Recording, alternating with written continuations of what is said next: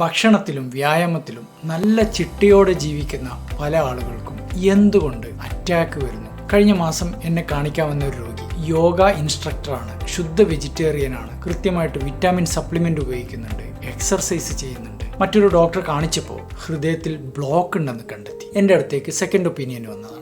ഇവരാകെ mood off ആണ്. കാരണം ജീവിതം മുഴുവൻ ചിട്ടയോടെ ജീവിച്ചിട്ടും ഹാർട്ടിൽ ബ്ലോക്ക് കണ്ടെത്തുകയാണ്. കഴിഞ്ഞ മാസം ഇതുപോലെ 3-4 പേഷ്യൻസിനെ ഞാൻ കണ്ടിട്ടുണ്ട്. നമ്മൾ ഹൃദയാരോഗ്യത്തിന് ഏറ്റവും ഉത്തമമെന്ന് വിചാരിക്കുന്ന പല ചിട്ടകളും നമ്മുടെ ഹൃദയത്തിനെ ഡാമേജ് ചെയ്യാണ് ചെയ്യുന്നത്. ഒന്നാമത്തെ തെറ്റ്, കാർഡിയോ എക്സർസൈസുകൾ, നടത്തം, ഓട്ടം തുടങ്ങിയവ മാത്രം ചെയ്യുന്ന വ്യക്തികളിൽ കാലക്രമേണ ഇത് മസിലിന്റെ സ്ട്രെങ്ത് നഷ്ടപ്പെടുത്തുകയാണ്, രക്തധമനികളുടെ ടോൺ നശിപ്പിക്കുന്നുണ്ട്, മാത്രമല്ല കോർട്ടിസോൾ കൂടുന്നുണ്ട്. ഇതെല്ലാം കാരണം രക്തധമനികൾക്കകത്ത് പതുക്കെ പ്ലാക്കുകൾ ഉൽപ്പാദിപ്പിക്കപ്പെടുന്നുണ്ട്. ഇതിന് പകരം നമ്മൾ ചെയ്യേണ്ടത് കാർഡിയോ എക്സർസൈസിന്റെ കൂടെ മസിൽ എക്സർസൈസുകൾ, സ്ട്രെങ്തനിങ് എക്സർസൈസുകൾ നിർബന്ധമായിട്ടും ആഴ്ചയിൽ 3 ദിവസം ചെയ്തേ മതിയാവും. ഇത് ഇൻസുലിൻ സെൻസിറ്റിവിറ്റി ശരിയാക്കുന്നുണ്ട്, അതുപോലെ നീർക്കെട്ട് കുറക്കുന്നുണ്ട്. രണ്ടാമത്തത്, ഭക്ഷണത്തിലെ ഫാറ്റ് മുഴുവനായിട്ട് ഒഴിവാക്കുന്നത് പലപ്പോഴും നല്ലതല്ല. ശരീരത്തിന്റെ പ്രവർത്തനത്തിന് നല്ല ഫാറ്റുകൾ അത്യാവശ്യമാണ്, അത് ഉൾപ്പെടുത്തിയേ മതിയാവും. ചിലർ ഫ്രൂട്ട് ജ്യൂസ് കഴിച്ചുകൊണ്ടേയിരിക്കും.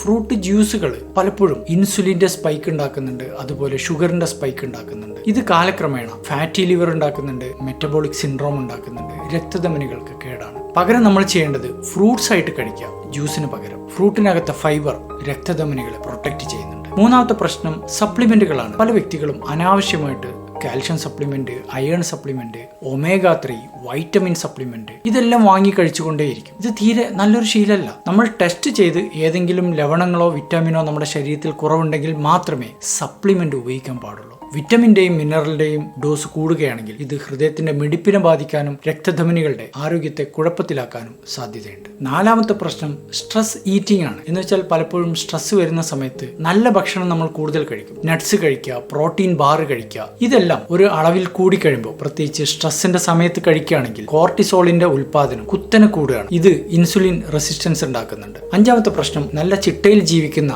ആളുകൾ, എക്സർസൈസ് ചെയ്യുന്ന വ്യക്തികൾ പലപ്പോഴും ഓവർ കോൺഫിഡന്റ് ആയിരിക്കും. തങ്ങൾക്ക് ഹാർട്ടിന്റെ പ്രശ്നം വരില്ല, ഷുഗർ വരില്ല, കൊളസ്ട്രോൾ വരില്ല. അതുകൊണ്ട് തന്നെ അവർ ടെസ്റ്റ് പലപ്പോഴും ചെയ്യൂല. BP, ഷുഗർ, കൊളസ്ട്രോൾ ഇതൊക്കെ ടെസ്റ്റ് ചെയ്യുമ്പോൾ മാത്രമേ നമ്മൾ പലപ്പോഴും കാണുള്ളൂ. ലക്ഷണങ്ങൾ ഉണ്ടാവണമെന്നില്ല. അങ്ങനെ ഇതുപോലുള്ള അസുഖങ്ങൾ കൃത്യസമയത്ത് കണ്ടുപിടിക്കാത്തത് കാരണം സൈലന്റ് ആയിട്ട് ഹാർട്ടിൽ ബ്ലോക്ക് വന്നിട്ടുണ്ടാവും. ചുരുക്കി പറഞ്ഞാൽ നല്ല ചിട്ടകളോ നല്ല ഭക്ഷണമോ ഒരിക്കലും ഹൃദയാരോഗ്യത്തിനൊരു ഗ്യാരണ്ടി അല്ല. നല്ല ചിട്ടകൾ തെറ്റായി ചെയ്താൽ അതും ഹൃദയത്തിന് വളരെ നാശമുണ്ടാക്കും. നമ്മൾ ആരോഗ്യത്തിന് വളരെ നല്ലതെന്ന് വിചാരിക്കുന്ന ഭക്ഷണങ്ങൾ സീക്രട്ട് ആയിട്ട് കൊളസ്ട്രോളിനെ കൂട്ടുന്നുണ്ട്. അത് ഏതൊക്കെയാണെന്ന് അടുത്ത വീഡിയോയിൽ നമുക്ക് നോക്കാം.